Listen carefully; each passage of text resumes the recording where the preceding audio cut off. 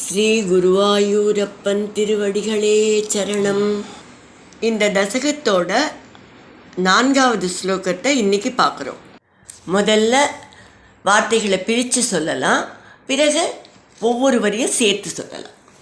கதா பாணௌ தைத்யே கதா பாணௌ தைத்யே த்வமபி கிருஹீதோன்னத கதோ त्वमपि गृहीतोन्नतगतो नियुद्धेन क्रीडन् नियुद्धेन क्रीडन् घटघटरवोत् गुष्टवियता घटघटरवोत् गुष्टवियता रणलोकौत्सुक्यात् रणलोकौत्सुक्यात्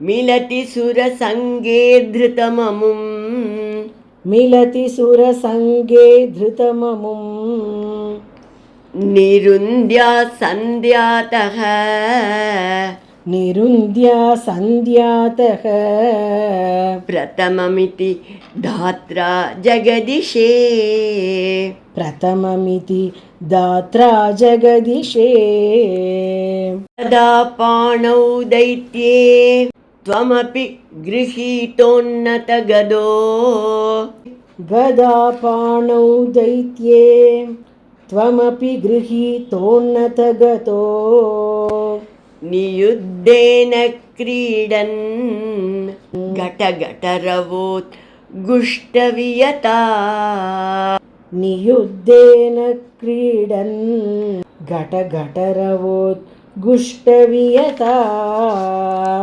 रणलोकौत्सुक्यात् मिलति सुरसङ्गे धृतममुं रणलोकौत्सुक्यात् मिलति सुरसङ्गे धृतममुं निरुन्द्या सन्ध्यातः प्रथममिति धात्रा जगदिशे निरुन्द्या सन्ध्यातः प्रथममिति दात्रा जगदिशे. இப்போ நாம் இந்த ஸ்லோகத்தோட வார்த்தைகளை பிரித்து அர்த்தங்களை பார்க்கலாம். தைத்யே அசுரன் ஹிரண்யாக்ஷன், கதாபாணவ் கதாயுதத்தை கையில் எடுத்தான். இங்கே இலக்கணப்படி பார்த்தேன்னா அசுரனால் கதை கையில் எடுக்கப்பட்டதுன்னு வரும். அப்படி சுற்றி வளைச்சி மூக்கை தொட வேண்டான்னு இப்படி ஸ்ட்ரெயிட்டாக சொல்லியிருக்கேன். துவமப்பி நீங்களும், கிரகீத உன்னத கதோ உன்னதமான ஒரு கதையை நீங்களும் எடுத்துக்கொண்டீர்கள். கடகடரவ கடகட என்ற சப்தம் உத்குஷ்டவியதா வானத்தில் எதிரொலிக்க, நியுத்தேன கிரீடன்கி நீங்கள் விளையாட்டாக யுத்தம் செய்து கொண்டிருக்கும் போது, ரண ஆலோகக உங்களது யுத்தத்தை காணும், ஔத்சுக்கியாத்து ஆர்வத்தினால், சுரசங்கமிலதி தேவர்கள் வந்து கூட, சந்தியாத்த பிரதமம் சாயங்காலத்துக்கு முன், அமும் இந்த அசுரனை, திருத்தம் நிருந்தியா விரைந்து கொல்லுங்கள் இதி என்று, தாத்ரா பிரம்மதேவனால் ஜெகதிஷே வேண்டப்பட்டீர்கள். இப்போ இந்த ஸ்லோகத்தை முழுவதுமாக பாராயணம் பண்ணி இதோட முழு அர்த்தத்தையும் பார்க்கலாம். கதா பாணௌ தைத்யே த்வமபி கிருஹீதோன்னத கதோ நியுத்தேன கிரீடன் கடகடரவோத் குஷ்டவியதா ரணாலோகௌத்சுக்யாத் மிலதி சுரசங்கே திருதமமும் நிருந்தியா சந்தியாதः பிரதமமிதி தாத்ரா ஜெகதிஷே. வராக பகவான் ஹிரண்யாக்ஷனுடன் போர் புரிவதை பட்டதிரிகள் இந்த ஸ்லோகத்தில் விவரிக்கிறார்.